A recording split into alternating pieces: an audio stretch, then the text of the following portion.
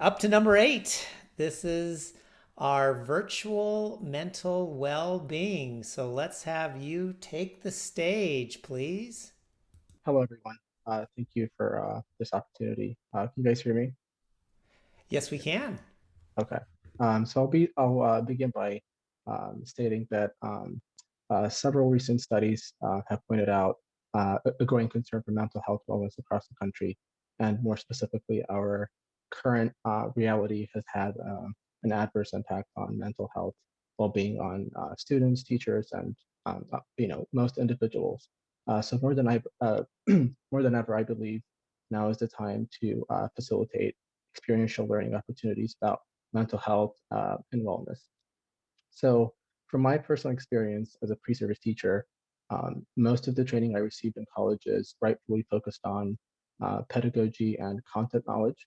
However, there is minimum hands-on training aimed at tackling mental health issues in classrooms and the general community. So my idea works on closing that gap. So to put this in perspective for you guys, what I experienced in field sessions at practicum sites at different locations in Pittsburgh was very different from what I learned about in my college classes.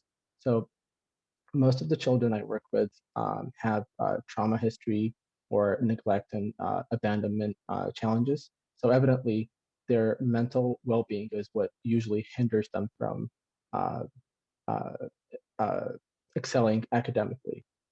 So even though I'm not a professional therapist, as a person that directly works with students, I feel the need to equip myself with knowledge and hands-on experience to better understand where my students are and what they need, so I can meet them where they are.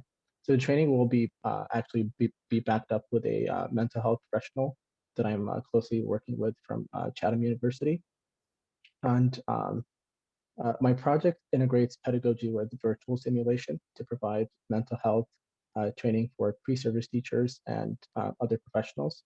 The training is designed to meet specific curriculum expectations that enable pre-service teachers to gain hands-on experiences with real-world applications. So it will benefit the community in general and also help students and teachers. The virtual environment will resemble a classroom with 2D avatars, interactive avatars playing the role of students. And the training can easily take place as a live session over Zoom, just like we are doing right now. And by integrating Zoom's video recording feature, the training will then be recorded and then be used to assess trainees or pre-service teachers in this case. So the virtual nature of this training makes it easily accessible and magnifiable. That also, goes along with COVID protocols and making it safer to undertake this training. So the starting point will be the student body at Duquesne University's education department. There is a potential to reach 80 to 100 students, individuals from Duquesne per year. So partnering with the education department will make the outreach very much easier. So I'll conclude my pitch with this. Reaching out to pre-service teachers and training them, there is an opportunity to indirectly reach out and impact children as well, and maximize the positive impact of the project. That's the end of my pitch. Thank you for listening. Well, thank you very much. Can you give us a practical example of what the experiential training will look like? I know you mentioned Um, Zoom and the avatars and the technology, but walk me through the experience.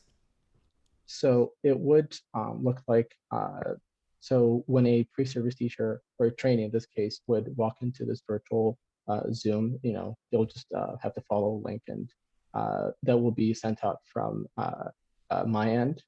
That pre-service teacher will join in that classroom, and we'll see, just like how we're seeing each other right now. We'll see a classroom of students, maybe four, three characters in there that will be uh, uh, activated to uh, make the environment just like how the classroom is. So they would imitate some behaviors of students that we might see in classrooms. This would be difficult to do in classrooms, as I said earlier, so that teacher would actually see some of the avatars acting a certain way, or even bringing up trauma or some incidents in their lives that need to be addressed. So the teacher would just have those experiences, and um, since it will be recorded, and then their professors would have the opportunity to see how that pre-service teacher interacted with those avatars and what they should be doing to improve that um, uh, experience as well. I just wanted to mention to you, I think that's really incredible, the work you're doing specifically to trauma communities. I think it'd be very interesting to see some of what you're doing in connection with what my foundation does in the city with the Neighborhood Resilience Project, which is about trauma-informed community development, which is about the collaboration and understanding that a lot of communities suffer this kind of trauma, and it affects the way that they emotionally and socially move throughout society, and their social mobility is directly affected by it as well. And it holds them back in many ways. And so we're trying to correct this issue.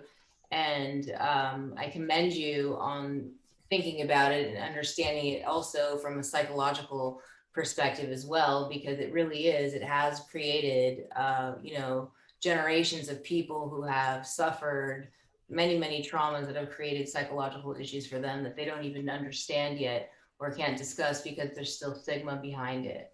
So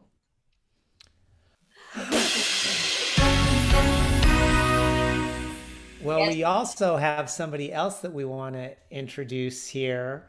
And I'm going to stop the share because we have that person right here for you right now. Congratulations. We're so excited about this project at Duquesne. This sounds like such an incredible, innovative way of taking a training for pre-service teachers and really teaching them from a trauma-informed lens to support their students. I'm Ethan Fields, and I work at the JED Foundation, which is a national nonprofit focused on teen and young adult mental health and suicide prevention. And we've had the privilege of working in Pittsburgh at all the universities, thanks to Rob and Cindy.